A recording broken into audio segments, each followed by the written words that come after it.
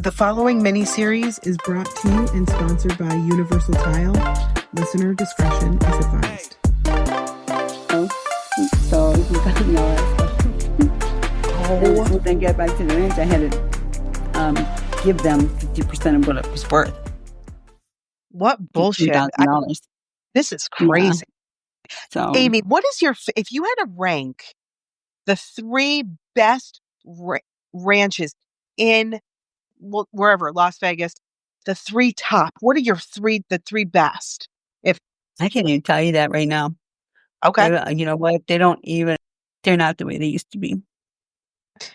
Back in the day, who was the top? Like, who was the Bunny Ranch? Okay. Bunny Ranch, because you know what? Because Dennis worked. Dennis, you didn't feel bad giving him 50% because he was up at 4 in the morning every day on radio shows, TV shows. There's always something going on. You know, he got us on the map. We were doing red carpets. We had the Cat House show. I mean, that was, and I thought that was the way, and it should be for all those years. And I only left like a year and a half ago after 20 some years. Like I would leave for a month or two and go somewhere else. But basically I was there that whole time. And the way they do it, the way they do it was like it was so centered around sales and it was just so much competition. There was so much competition. It was like all the girls were in the parlor at the same time. And then one guy came in and they were just like vultures on one guy. You just had to make the most money. You're only as good as your last party. And it's very, very, very competitive. And it's very, very, I had no idea how much of a pressure cooker I was in until after I left a year and a half ago. And I went somewhere else to work where they no one, you just came out. They only brought you out for lineups. You didn't hustle a bar. You didn't hustle a parlor, and you just hung out in your room and did whatever you wanted to do. And you wore regular clothes. And when the lineup came, you put your costume on, and that was so much relief to me. I was like, like I said, I had no idea the pressure cooker I was under, and like driving around town and not having to think that, I need to be at work because it's like I live 8 minutes away from the Bunny Ranch. Oh my God, I need to be at work. There was just so much pressure. So finally I got rid of all this pressure. And it's a trade-off for these rules, these stupid rules. I mean, like I left there because they tossed my room. Okay. Why is there even a term in 2025? Wait, what is toss? Called toss, unless you're in prison. Okay. We know about this. Oh. Yes, Amy, we know about this. Yeah. Why do they toss you? You're stealing or something? Okay. So this girl got up in my and I enjoyed this place because it was had so much privacy. Then they got this girl in there. She just was fucking. She couldn't. I'll get young dumb girls that want to compete with me. And it's, we're at totally different levels, man. Just stand back. I am not in competition with you. We are totally different. We are worlds apart. Okay. And she wouldn't let it alone. Amy. You're Air Force She Amy. Wouldn't let it alone. She had to get up in my face and in my business and finally I went around the corner. I'm in the office and I'm getting ready to book a party or pick up a client out of the bar. And she's there getting her nose up in my business. And I went around the corner and I said, this motherfucker, and I went off, right? And so she turns around and starts crying. And they tossed my room the next day as punishment. And this is the biggest crack of shit I ever saw in my motherfucking life. You guys know I'm clean and sober 6 years and ain't nobody tossing my shit, okay? No. Yeah. No, if you're tossing it, here, give me the bin, pack it right now, put it out in the fucking parking lot because I'm not doing this. Yep. And I left. Yeah. It's not funny. I said, that's bullshit. Well, you haven't been tossed in a year or the whole year you've been here. What the fuck are you talking about? Yeah, that shit. Like for you now, like you're so well known in the industry. Like when you go to these places, everybody knows who you are, right? I mean, there has to be the way. Yeah. And here's the thing. What I found out by going to different places is their tenured girls or new girls or whoever girls will feel threatened by me, never having met me. and you Oh, feel threatened. And so I go in, and like the whole time I was at this last place, they do this pimp trick. All the places do. They do this pimp trick. You don't get your head full of yourself. You got to always be humble. They will kick you down and browbeat you down and cut you down to size. You can never, never, never be inflated. You are always replaceable, and you're only as good as your last party. So for me to go to this place and be browbeat, and I'm just like, they put me in the smallest room they had. I said, that's enough. Look, this is enough. Okay. right. Come on. I just legitimized your place by putting my fucking face on your goddamn website. Okay. Give me some credit, That but I don't, I like, amen. That's what I'm talking about. Yeah. Like, you demand respect. Like, when you go somewhere, people know who the fuck you are. Ew. you know, so yeah, it's cringeworthy. They're very cringeworthy. And what it is who does this shit? It's the webmasters. It's so strange. I have found at two different places now. Some webmaster has crawled and snaked and weaseled his way up to the top and is in control of all these girls now and is swinging his dick around. This is just absolutely disgusting. Something's going to happen to these guys. I swear to God, God's going to see this shit. Karma's going to be a bitch on these guys. Yeah. What the fucking fuck is a webmaster doing as a general manager, or anybody making any decisions? Are you kidding? Did you look at your fucking web stats lately? Now, Amy, for those of us who don't know, what is a webmaster, though? A guy that maintains the website, like puts your pictures up, and is supposed to be doing SEO. That's it. But these guys, and then if someone asked me who is the scum of the earth, what do you consider the scum of the earth? Before a drug dealer, I would say it used to be limo drivers because they would get my money all the time. Limo drivers, taxi drivers, and webmasters. Because they Wow. think that they know this language that nobody else knows, and they snow you with these numbers and they baffle you with bullshit. And it's the biggest crack of shit. It's a scam. It's a scam. SEO Wow. and webmasters are a scam. That is crazy to me. And you know what is so cool right now? I have like AI is going to put them out of business. Yes. AI is going to put them out of business. I Fact. totally just redid my website. Grok helped me redo I totally redesigned my site, and I'm learning everything I need to know about websites and SEO with Grok. And Cool. he doesn't have a financial interest in me. Got Right. AI on Twitter, and I like AI on Twitter because it's more. It's hard to say. Although it's conservative, it's more liberal, to be honest with you, because it allows me to talk about sex, whereas ChatGPT does not. I got Grammarly fucking went after. I was writing something for my website, like a bio or a package or something, and I'm writing it, and Grammarly refused to write it any longer, refused to correct it any longer because it had to do with sex. Isn't that crazy? And they had the audacity, You have to be careful too. right? And they had the audacity to keep hit me up for like a pro plan. I'm get the fuck out of here. How can I get rid of you? You can't even let me talk about sex. We are so censored against sex right now. It's so bad. I'm like, what did this happen? It Do was you like think around more like you than said, ever? 2014, you know, Yeah. when they took all the sex off of the HBO and Showtime and Cinemax and everything just got turned around. I think it all has to do with the sex trafficking. If they just got rid of fucking pimps. So there's this thing right now.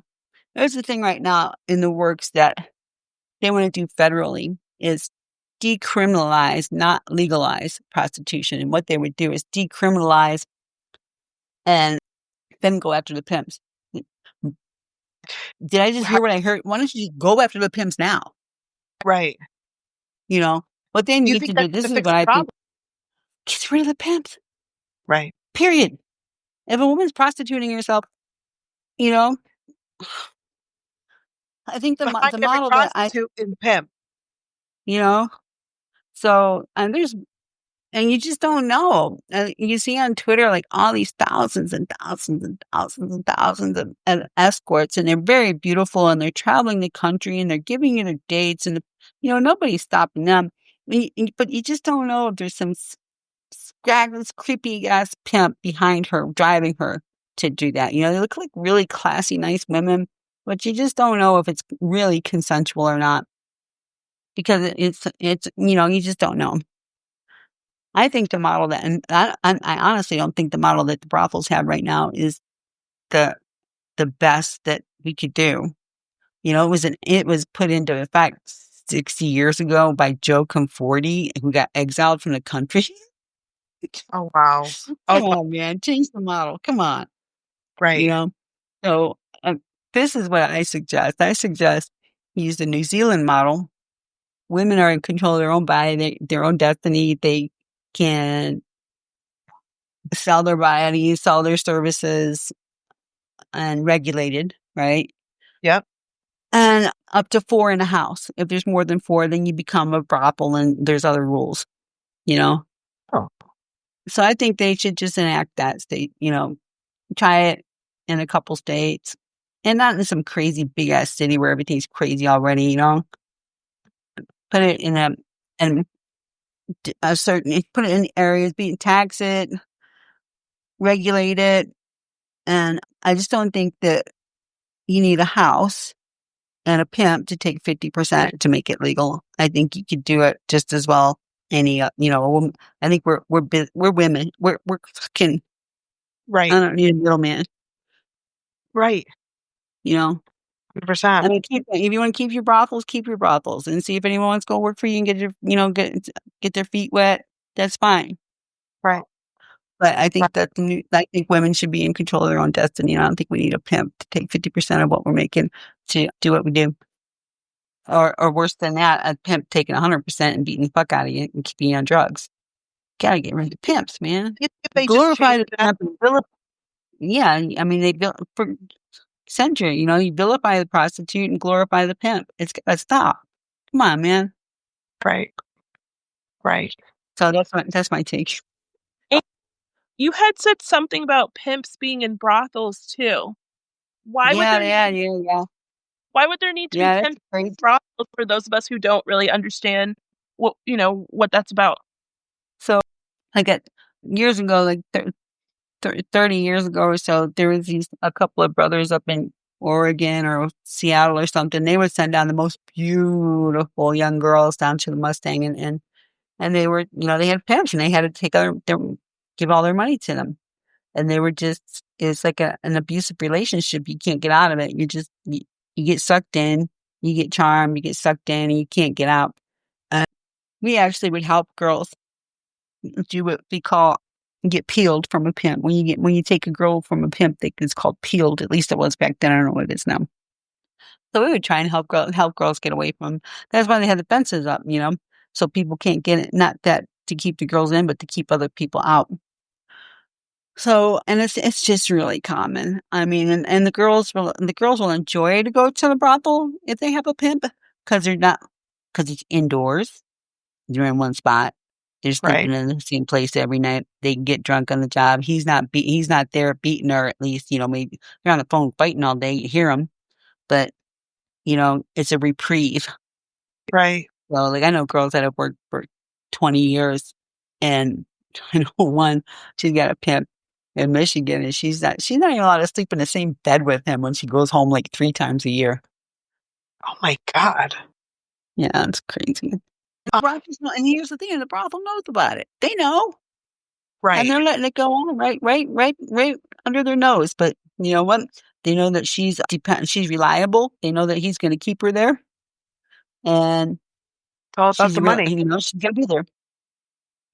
When Mm. oh, let me ask you this. When okay, in the brothel, when you have clients, is there ways to make sure that it doesn't say get physical or is it a safe place when you're in the brothel and you're having relations with clients? Or is it something where it's like a free for all? Once those doors close inside, forget it.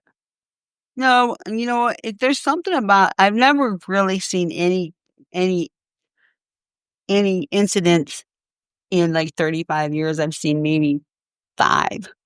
Okay, Okay. something about that gate closing behind you, and even the ones that have security, they have problems. If they see security, they're going to give security problems. If we don't have security, there's no problems.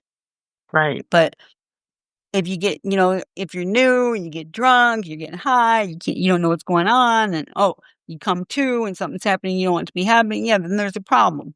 But if you got your wits about you and you Right. carry your way in a certain way, and you handle yourself in an assertive way, they start to go step over the line, hey, and you stop it right away, it's going to stop. If it doesn't, then they're kicked out. I Right. slap them across the head. I biff them. That's Sass and class, baby. That's what Amy's about. Sass and class. I'll biff you. It scares the shit out of them. It shocks them right there. And if they're really bad, you just you box their ears, and that's going to stop almost anything. Amy, let's bring her to the questions of the audience. I have one more question. Oh yeah, of course. So, life at the ranch, right? You're talking about like scheduling parties and things like that. What is a normal party? Like, what does that look like? Hopefully not a Diddy party. Yeah, for sure. What the fuck? Why do these guys with so much power have to cross the line like that? I know so many of them that, like Diddy and Ron Jeremy and all their friends, And here's the thing about that too. Let me jump over there for a second. Oh, yeah. And especially in the porn industry and sex work industry and the guys on the fringe of it are just in it, they think it's okay. Well, she's a stripper. She's right. That it's okay to, get it and take advantage and get a piece of that. And here's the thing. You already know. No, I already got a line you can't cross. You have to pay me. So I have more restrictions than anybody else walking on this earth. I'm the one you cannot touch without paying me. So for you to come to take advantage and and go over the line with me it's like double jeopardy. It should be anyhow. Right. So, but a typical parties. Is it like people are all around and they're, oh yeah, I'm going to put it right here. And they're naked. I don't even know. No, it used to be. No, you know what? When I first started working at the Bunny Ranch in like the year 2000, from 2000 till maybe 2006, for the first few years, the bar was 4 people deep any hour of the day. It was walk-in traffic heavy. And then HBO came along, and the internet came along, and it's got watered down more and more and more and more. So you go into places now, and there's nobody. It's dead city, man. They're ghost towns. But we do our work online. We make appointments online. So you're on social media, and you're hustling, and you're on message boards and podcasts. I don't know how much business this one's going to get me, and if I can ever get another job again after what I said today. You're going to get, Amy, everybody's going to go to you after this one all around the world because they want the crap them. I'm never going to get a job. I mean, that fucking webmaster is going to set, and the first thing he's going to do is he's going to hunt this down, man. He's going to give it to, whoever I'm working for. Well, fuck him. So, so it's very quiet. There might be 10 lineups a day, 24 hours, where there used to be the Mustang Ranch, 30 years ago, there'd be 200 lineups a day, 300 lineups a day. Damn. Yeah, because it was right there in Reno. How many clients would you take in a day? Like back then would be 20. Back then would be anywhere from 10 to 20 in 12 hours. What? Yeah. Yeah, that's how it used to be. Now it's like, I'll see 4 people. I'm lucky if I see 4 people in 2 weeks. If I see 4 people in 1 week, that's it. So is it always intercourse or like? No. So this girl did a study on us, and it was on our use of condoms, because it was like we don't have, there's no STDs that ever come out of these places, and it's just like it's a phenomenon. So she said, well, maybe it's the use of condoms. So she gave us $25 to answer this questionnaire about our use of condoms. This concludes episode 3 of the mini series with Air Force Amy. Stay tuned. Episode 4 is next.